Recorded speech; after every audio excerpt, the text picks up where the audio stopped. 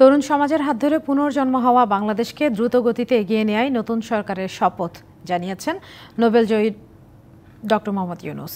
দুপুরে প্যারিস থেকে ঢাকায় পৌঁছানোর পর গণমাধ্যমে দেশের মানুষকে এই বার্তা জানান তিনি। দেশকে সামনে এগিয়ে নিতে সবার সহযোগিতা দরকার জানিয়ে এই নোবেলজয়ী বলেন, নতুন করে পাওয়া স্বাধীনতা সবার ঘরে ঘরে পৌঁছে দিতে হবে। আর সবাইকে সহিংসতা বন্ধের আহ্বান জানিয়ে দ্রুত আইনশৃঙ্খলা পরিস্থিতি স্বাভাবিক করার কথাও জানান তিনি। বৃহস্পতিবার দুপুর 2টা 21 মিনিটে ঢাকার বিমানবন্দরে পৌঁছায় নোবেলজয়ী ডক্টর মোহাম্মদ ইউনূসকে বহনকারী বিমানটি। তার এই আশা কোনো সাধারণ নয়।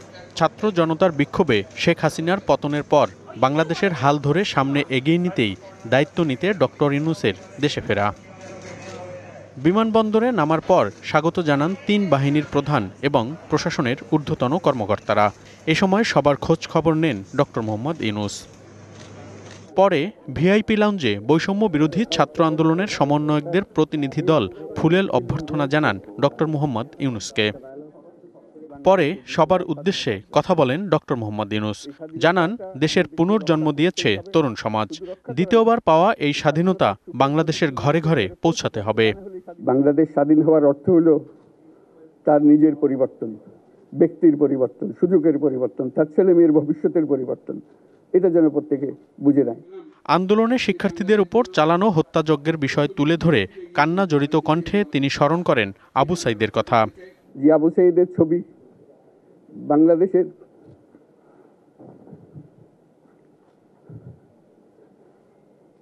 প্রতিটি মানুষের মনে গেঁথে আছে, এটা কেউ ভুলতে পারবে না। কি অবিশ্বাস্য একটা সাহসী যুবক, বন্দুকের সামনে দাঁড়িয়ে আছে এবং তারপরে থেকে কোনো যুবক, কোনো যুবতী আর হার মানে নাই।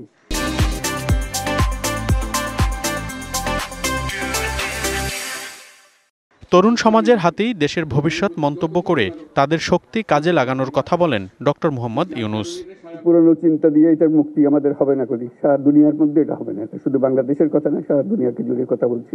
কাজটা হলো, দায়িত্বটা হলো তারা যেটা অর্জন করে নিয়ে এসছে, এখন তাদেরকে দিয়ে এটাকে করিয়ে দেওয়া, আমাদের সমস্ত কাঠামোগুলো পরিষ্কার করে দেওয়া। বলেন, দমনের নয়, নতুন সরকার হবে মানুষের আস্থার সরকার।